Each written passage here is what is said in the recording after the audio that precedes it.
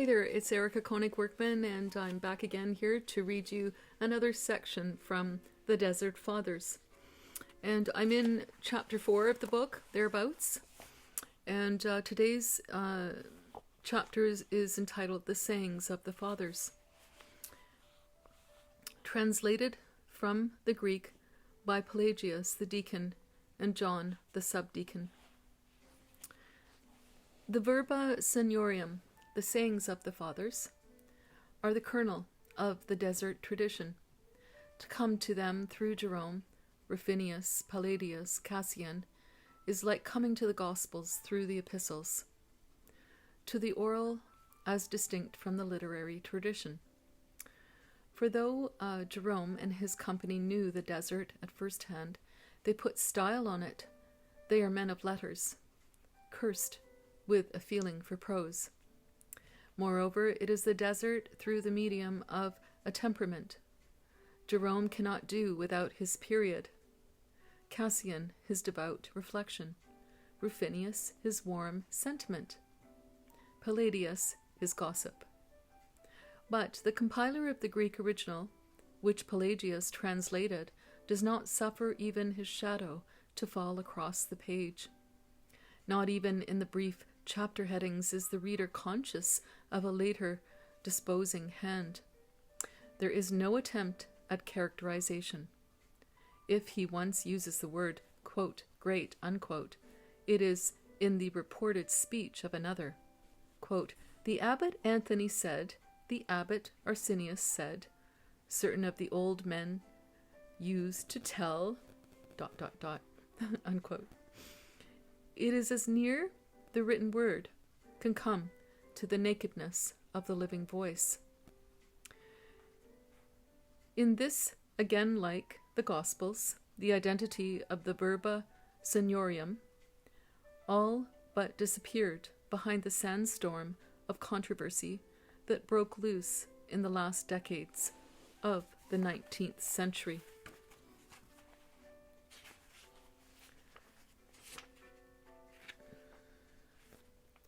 On the question of priority of text Greek, Latin, Syriac, Coptic, Aramaic, and Arabic, it rages still.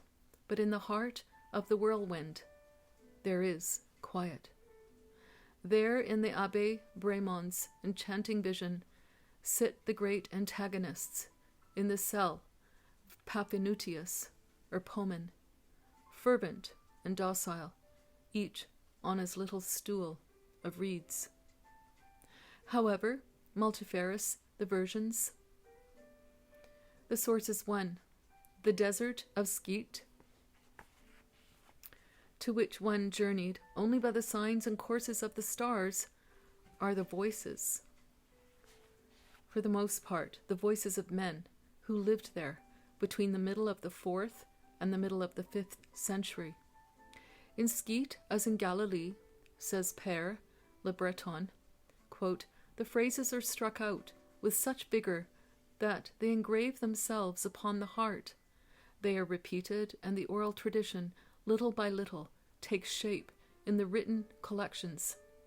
There was one already in existence, made by Evagrius, before 400. And in both cases one finds a similar transposition from the vulgar tongue, Aramaic or Coptic, into the literary language, the Greek. Jerome, in the Syrian desert, clamored for letters from his friends, quote, for they talk with me. They at least know Latin here. One must learn this barbarous half-language, or hold one's tongue, unquote. Yet it is not to be assumed that the fathers whose speech is recorded were all of them either Egyptian or illiterate. Arsenius was reckoned a scholar both in Constantinople and in Rome, a master of both Greek and Latin, like the silent Theon of the Thebaid, who walked in the desert at night with the wild things of the desert walking by his side. Marcus was an elegant scribe. Evagrius Ponticus, the author of several books, one on invulnerability, which Rufinus translated, was dismissed by Jerome with the jibe that whoever attained to that pitch of insensibility was either a stone or God. Yet Arsenius' friend was a shepherd that had never lived in any town, and when another wandered at it, he made answer that he had indeed laid hold on the learning of Greece and Rome, as this world goes, but knew not even the alphabet of his shepherd's wisdom. This is one famous collection in Greek, in which the sayings of each father are grouped under his name, and the whole alphabetically arranged, so that it becomes a dictionary of little biographies. Yet the result is rather that of necrology. Now, I had to look up the word necrology, and I'm going to let you know what that means, just to give you a definition of necrology. Necrology is a list or record of individuals who have died, often used to commemorate members of a specific community or organization. Okay? So that's what necrology means. Okay, to go back to there. Okay. Yes, the result is rather that of a necrology, a hortus siccus, in place of Jerome's, quote, desert of flowers in spring, desert that are God's familiar, unquote. The text that Pelagius translated in the 6th century, and that all medieval Europe knew and copied and recopied, was grouped under subjects. Quote, that a man should possess not, unquote. Quote, that a man should in no wise judge his neighbor, unquote. And the word passes from Arsenius, the arbitrary, haunted aristocrat, to Moses, the long black man, who was converted from among the robbers and was liable to jibes about his color, and Zachary, eloquently silent, and Theodore, whose speech was like a sword, and Nistero, that had known Antony, or, quote, a certain old man, unquote, as anonymous as the compiler. His complete self-abnegation had its power over his translators, Pelagius the Deacon and John the Subdeacon. It is generally accepted that the first is that Pelagius, he became pope in 555. An excellent Greek scholar, and one that had been much employed in ecclesiastical embassies in the Eastern Church. He stopped midway in the 18th chapter, possibly because his accession to St. Peter's chair, with its administrative burden, left him no time to, quote, tread again the ancient track, unquote. But John the Subdeacon took up the work and finally succeeded him in the papacy as well as in the translation. They wrote in perhaps the worst period of inflation, alike of sentiment and of language, but especially with Pelagius. The austerity of the original possessed him, and the Latin had an archaic simplicity. The same thing is to be observed of Jerome, in the presence of the Holy Writ. His taste, as in the life of St. Paul the Hermit, could sometimes be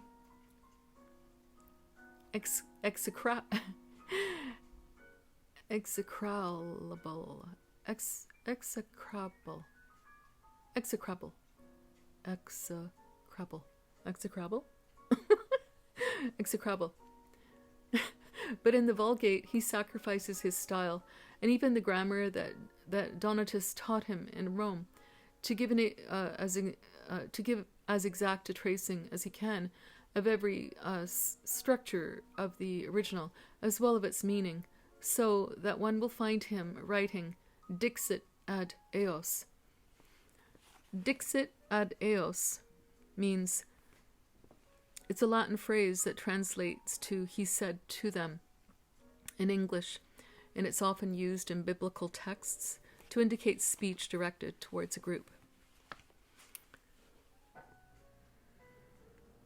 So that one will find him writing dixit ad eos instead of dixit eis, the better to level at the Greek.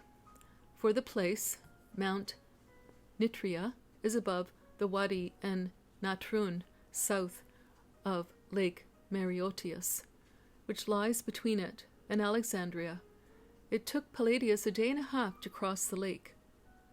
Nitria, he said, was at the edge of deserts that stretched as far as Ethiopia and Mauritania and the country of Mazaki. Celia was 9 miles deeper in the desert, Skeet 40 miles, with no track leading to it. The domestic conditions can be pierced together from the stories: a hut of stones with a roof of branches from the marsh, but with a door at which visitors knocked and which could be locked, a reed mat for a bed, a reed stool for a seat by day, and a pillow at night, a sheepskin. If one moved house, one took one's sheepskin. It seemed enough. There was a fire for Pocomoius, when he lived as a disciple with old Palamon, would go out to gather wood, and when the thorns pierced his feet, he called to mind Christ's passion. And a boastful visitor arrived one night as he and the old man were kindling the fire for their nightly vigil. There was a lamp, or sometimes a candlestick, and a jar of oil for the lamp, and one that might be a present of honey, dry peas and lentils that could be steeped, a jar of wine for a visitor, brackish water for oneself, a jar with water to steep the palm leaves for the baskets and mats which one sold oneself in the market, or got the sacristan to sell. If the water were not changed, it stank, probably like flax water, along the Irish roads. The brethren complained of the smell of it in Arsenius's hut. In the window, if the occupant were a scholar, a codex, the window ledge is the bookshelf of cotter houses in Ireland to this day. Round the house might be a herb garden. The harsher anchorites deprecated it, but Anthony himself planted one and begged the wild asses not to damage it. Interesting how he talked to the donkeys. I love how much donkeys show up in stories in the Old Testament and in stories of old. They're such a meek and mild animal, beast of burden for sure, and just love donkeys. The bread hung in a basket or might be stored in a cupboard. Poor as the furnishing was, desert thieves came to pillage. Macarius came home to find one in his hut and stood by like an obliging stranger and helped the thief to load his animal and finally let him out, making no noise. But Macarius, the brethren said, was like God, who shields the world and bears its sin. So did he shield the brethren, and when a man sinned, he would neither hear nor see. One note on a point of translation: the word abbess used by Pelagius for the senior and more reverend dwellers in the desert is a difficult one. The nearest approach to its meaning here is probably the Hebrew rabbi, or the affectionate respect of the French maître, quote, father, unquote, in this connotation is too modern. Yet, quote, abbot, unquote, means the head of a religious community, and many of these were solitaries. That in spite of this I have kept to the literal translation is partly because Pelagius himself chose it in preference to pater, or pater, and partly because it echoes the Abba of the Gospels. And that's where I'm going to finish tonight. And I just wanted to say thank you so much for bearing with me in my sometimes clumsy pronunciation of new words that are coming to me in this particular book, and Greek words, which I sometimes have to look up, and Latin words, and but it's fun and it's all learning, and it's very interesting and informative, and quite incredible just to think about these people these men, and perhaps we'll get into some women later in some of the stories too, who also lived in that time of the Desert Fathers. So thank you. Thank you so much. And wishing you again a very happy new year, and see you again next time. Bye for now.